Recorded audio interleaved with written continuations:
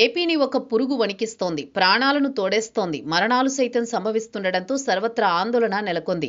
విజయనగరం జిల్లాలో ఓ మహిళ ఈ వైరస్తో మృతి చెందడంతో ఏపీ ప్రభుత్వం అప్రమత్తమైంది. వ్యాధి తీవ్రత, వ్యాప్తి, నివారణ వంటి వాటిపై ఫోకస్ పెట్టింది.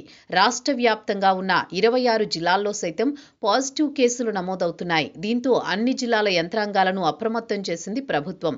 అయితే స్క్రబ్ టైఫస్ బారిన పడి వారికి సాధారణ యాంటీబయాటిక్స్తో వ్యాధి నయమయ్యే అవకాశం ఉంది. కానీ అవగాహన లేకపోవడం, సకాలంలో గుర్తించకపోవడంతోనే మూల్యం చెల్లించుకోవాల్సి వస్తోంది. స్క్రబ్ టైఫస్ అనేది నల్లిని పోలిన చిన్న కీటకం.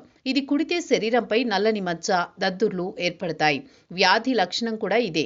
ఓ వారం రోజుల తర్వాత జ్వరంతో పాటు వణుకు, తలనొప్పి, కండరాల నొప్పులు, జీర్ణ సమస్యల రూపంలో ఇన్ఫెక్షన్ బయటపడుతుంది.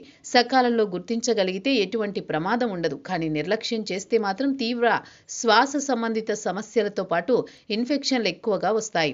అయితే చూసేందుకు స్క్రబ్ టైఫస్ అనేది చిన్న కీటకం, కానీ అది కుడితే మాత్రం తీవ్ర మూల్యం తప్పదు. ఈ కీటకం ఎక్కువగా ఆగస్టు నుంచి ఫిబ్రవరి మధ్య సంచరిస్తూ ఉంటుంది. అయితే ఇది కుడితే మాత్రం వైరస్ సోకుతుంది. మనిషి నుంచి మనిషికి ఇన్ఫెక్షన్ సోకదు. కీటకం కాటుకు గురైన వ్యక్తి అస్వస్థతకు గురవుతారు. వెంటనే ఆసుపత్రిలో చేర్చితే ఫలితం ఉంటుంది. యాంటీబయాటిక్స్ ప్రయోగించి ఇన్ఫెక్షన్లతో పాటు వ్యాధిని నియంత్రించవచ్చు. సాధారణంగా గ్రామీణ ప్రాంతాల్లో ఈ వైరస్ ఎక్కువగా వ్యాప్తి చెందేందుకు అవకాశం ఉంటుంది. పొలాలతో పాటు తోటల్లో ఈ పురుగు సంచారం అధికం. పశువుల శాలలతో పాటు వ్యర్థాలు పోగు చేసే ప్రాంతాల్లో పనిచేసే వ్యక్తులు అప్రమత్తంగా ఉండాలి. ఇళ్లతో పాటు ఇంటి పరిసరాలను శుభ్రంగా ఉంచుకోవాలి.